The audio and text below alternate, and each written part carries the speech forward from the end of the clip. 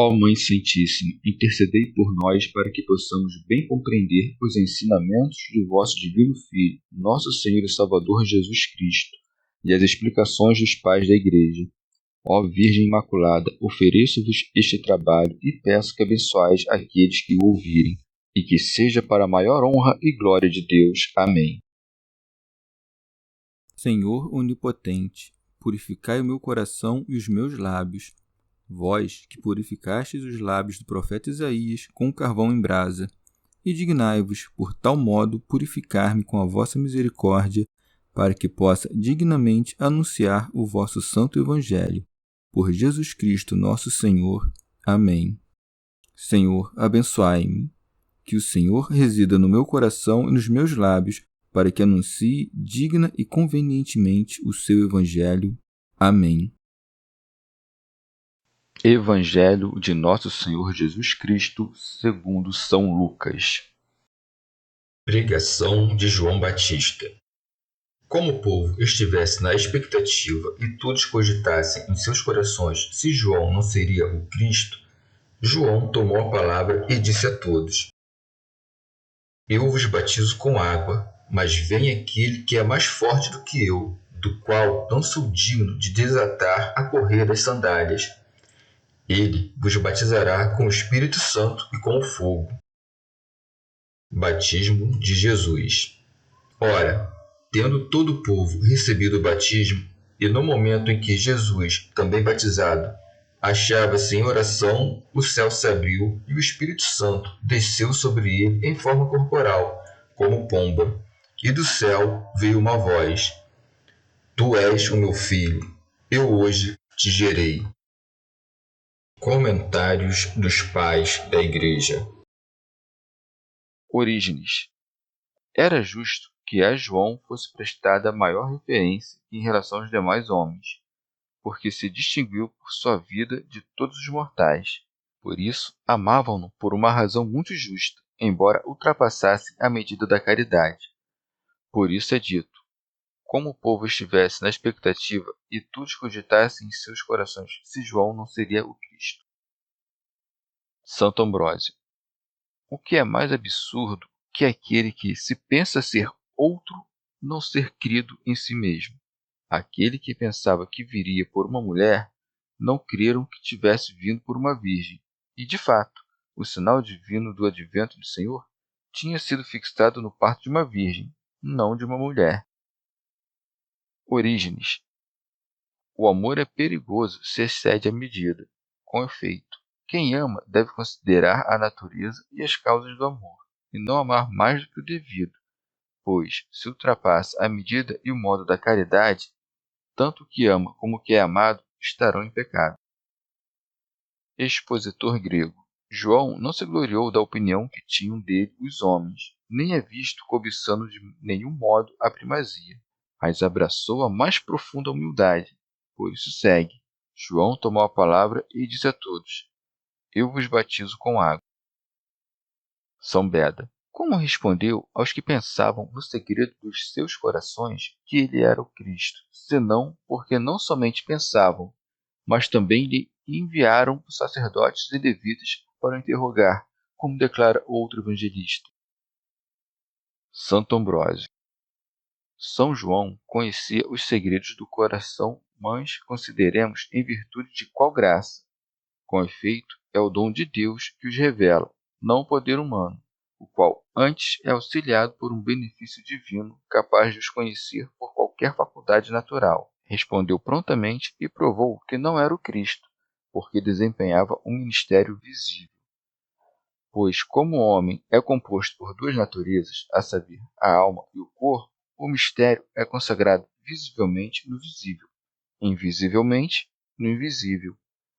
Com efeito, o corpo é lavado pela água e os pecados da alma pelo Espírito, embora na própria fonte sopre a santificação da divindade. Portanto, um foi o batismo da penitência, outro o da graça. Este pela água e pelo Espírito, aquele somente pela água.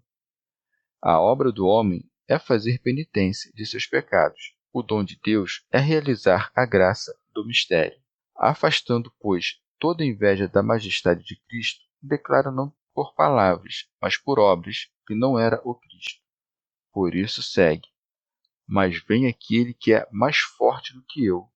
Dizendo mais forte do que eu, não fez uma comparação, pois nem pode haver comparação entre o Filho de Deus e o homem. Mas porque, embora haja muitos fortes, ninguém é mais forte senão Cristo. De modo algum estabeleceu uma comparação, porque acrescentou: do qual não sou digno de desatar a correia das sandálias. Santo Agostinho. São Mateus diz: e eu não sou digno de lhe levar as sandálias. Ora, ainda que seja relevante entender de maneiras diferentes levar as sandálias e desatar a correia das sandálias, de modo que um dos evangelistas tenha dito uma coisa e outro tenha dito outra, ambos disseram a verdade.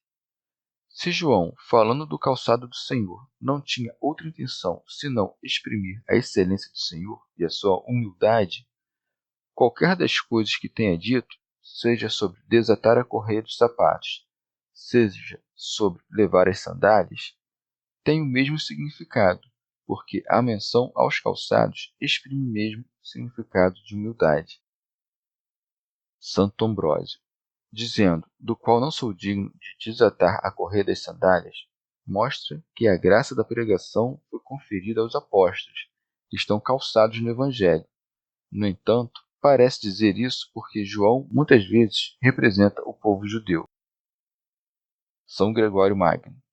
João diz que não é digno de desatar a correia das suas sandálias, como se dissesse: eu não sou digno de desnudar a sola dos pés do Redentor, porque não usurpo para mim o nome de esposo, que não mereço. Pois era um costume dos antigos que, se alguém não quisesse receber por esposa a mulher que lhe correspondia, quem se tornasse seu esposo por direito de parentesco deveria desatar os calçados daquele. Ou porque o calçado se faz de animais mortos e, tendo o Senhor encarnado, aparece como que calçado, porque assumiu a mortalidade da nossa corrupção. A correia dos calçados é o selo dos mistérios. João não é digno de desatar a correia dos seus sapatos, porque não é capaz de investigar o mistério da encarnação, nem mesmo quem o conheceu pelo espírito de profecia. São João Crisóstomo. Como dissera que batizava apenas com água, mostra que seguia a excelência do batismo de Cristo, quando acrescenta: ele vos batizará com o Espírito Santo e com fogo, manifestando por essa metáfora a abundância da graça. Com efeito, não diz: ele vos dará o Espírito Santo, mas batizará. Acrescentando o fogo, mostra o poder da graça.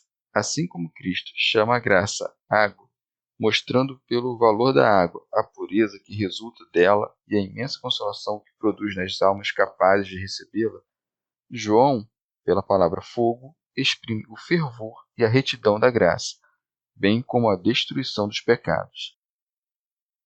São Beda. Pela palavra fogo, pode-se entender também o Espírito Santo, porque incendeia pelo amor e ilumina pela sabedoria os corações que enche. Por isso, os apóstolos receberam o batismo do Espírito com a visão do fogo. Há aqueles que explicam essa passagem dizendo que, no presente, somos batizados no Espírito, mas no futuro seremos batizados no fogo.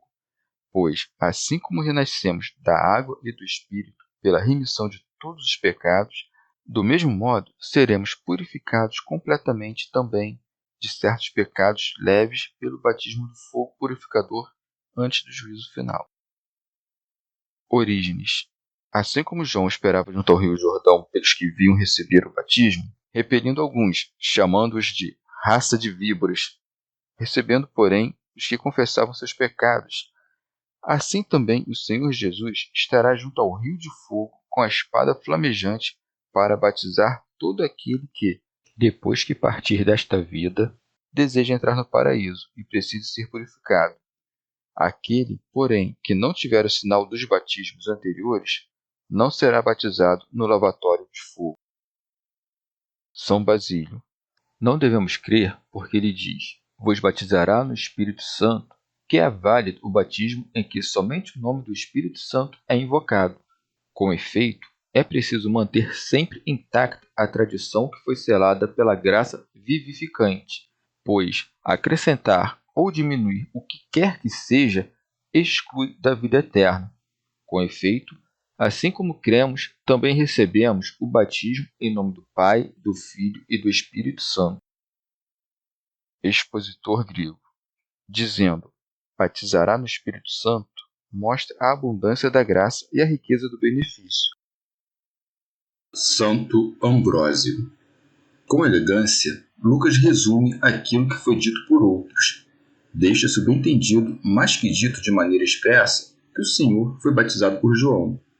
Por isso é dito: ora, tendo todo o povo recebido o batismo, e no momento em que Jesus, também batizado, achava-se em oração, o céu se abriu. O Senhor foi batizado não a fim de ser purificado, mas de purificar as águas, para que, purificadas pela carne de Cristo, que não conheceu o pecado, tivessem a virtude de batizar. São Gregório Nazianzeno. Talvez Cristo venha ao batismo para santificar o batista. Sem dúvida, porém, que vem para submergir nas águas todo o velho Adão. Santo Ambrósio.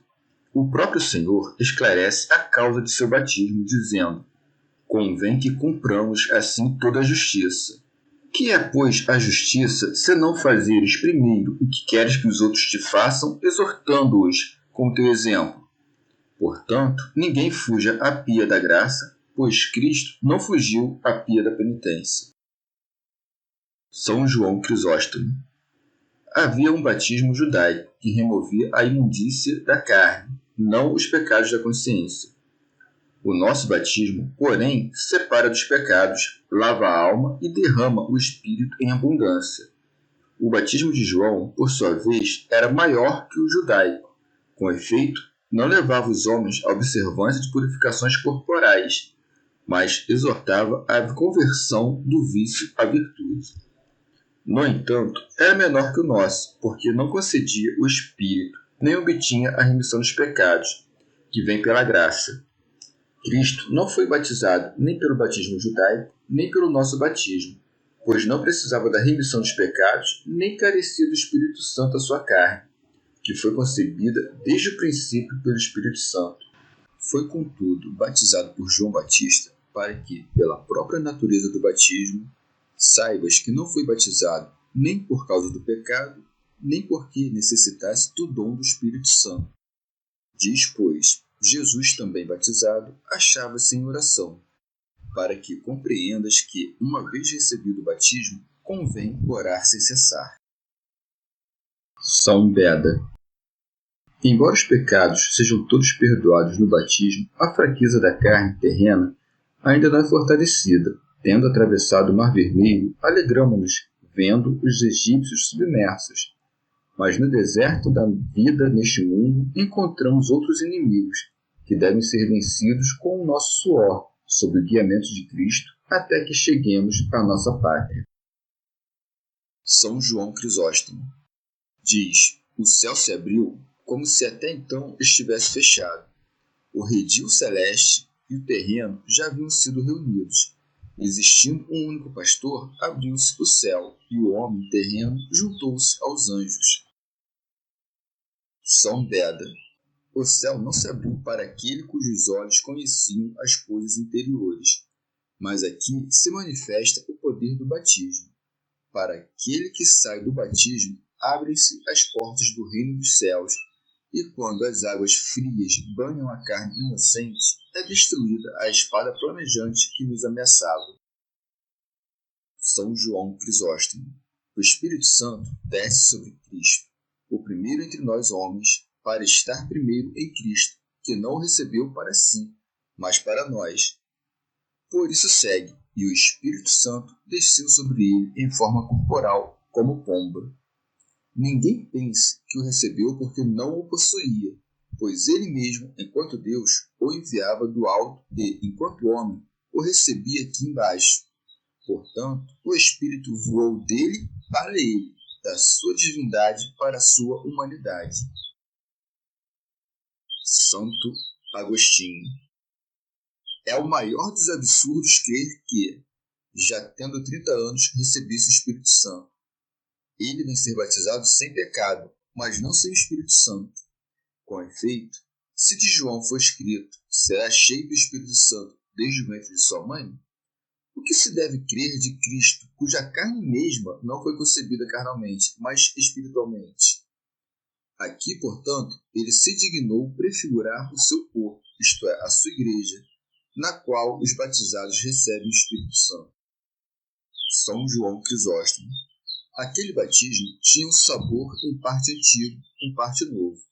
Que fosse recebido de um profeta denotava antiguidade. Que o Espírito descesse apontava para algo novo. Santo Ambrósio. Com razão, o Espírito manifestou-se em forma corpórea, porque a substância da divindade não é visível. Consideremos, porém, um mistério. Por que como uma pomba? A graça do batismo exige a simplicidade. Por isso, em figura, a pomba voltou àquela arca que foi a única a escapar do dilúvio. São João Crisóstomo. Ou o Espírito aparece sob a forma de uma pomba para manifestar a mansidão do Mestre. No Pentecostes, aparece como fogo para manifestar a punição. Com efeito, quando era preciso perdoar os pecados, a mansidão era necessária.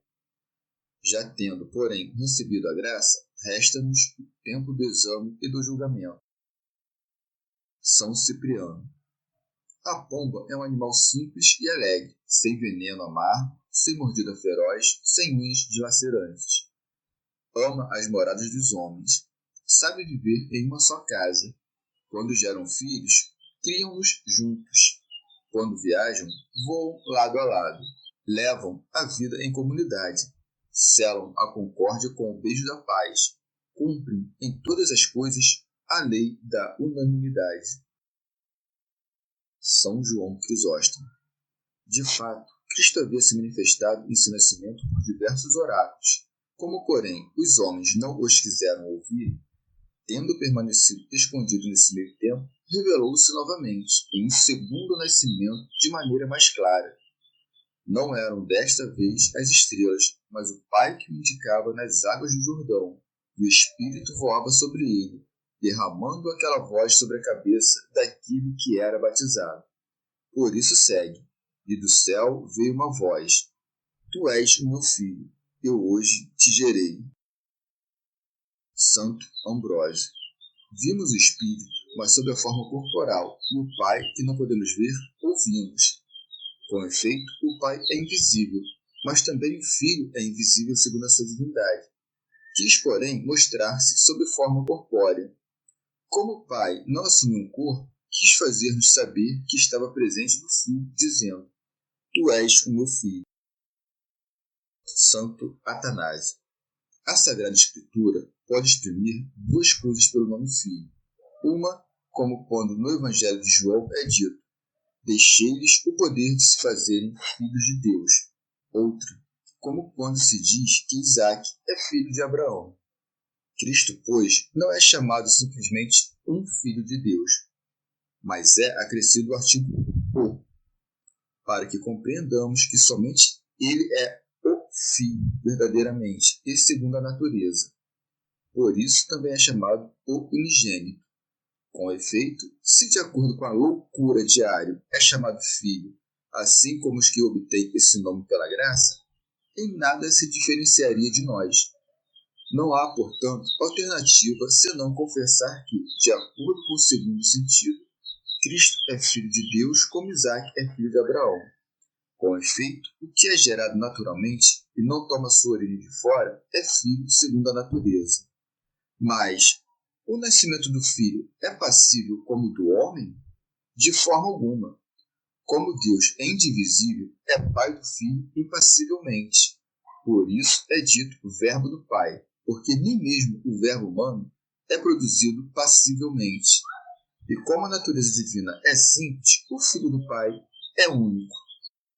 Como o profeta havia antes anunciado a promessa de Deus, dizendo: Enviarei o Cristo, o meu filho, agora junto ao Jordão, tendo-se cumprido o prometido, acrescenta com propriedade: Em ti pus as minhas complacências. São Beda. Como se dissesse, em ti constitui a minha complacência, isto é, realizarei por meio de ti o que me comprais. São Gregório Magno. Ou, de outro modo, todo aquele que, fazendo penitência, corrige o que fez, indica, pelo fato mesmo de fazer penitência, que desagradou a si mesmo, porque emenda o que fez. Assim, o Pai Onipotente falou de maneira humana sobre os pecadores, dizendo: arrependo-me de ter feito o homem, como se houvesse desagradado a si mesmo por ter criado os pecadores. Somente em Cristo pôs as suas complacências, porque somente nele não encontrou a culpa pela qual se repreendeu como fazendo penitência. Santo Agostinho. As palavras de Mateus, este é o meu filho, e as de Lucas, tu és o meu filho, encerram o mesmo sentido. Com efeito, a voz celeste disse uma ou outra coisa. Mateus quis mostrar que o que foi dito pretendia indicar aos ouvintes que ele era o Filho de Deus. Com efeito, não era Cristo que se indicava aquilo que ele sabia. Os que estavam presentes ouviam, e por causa deles, a voz fez-se ouvir. Chegamos ao fim de mais um dia de comentários da Catena Áurea. Muito obrigado por ficarem até aqui, que Nossa Senhora derrame suas graças sobre nós, e até amanhã.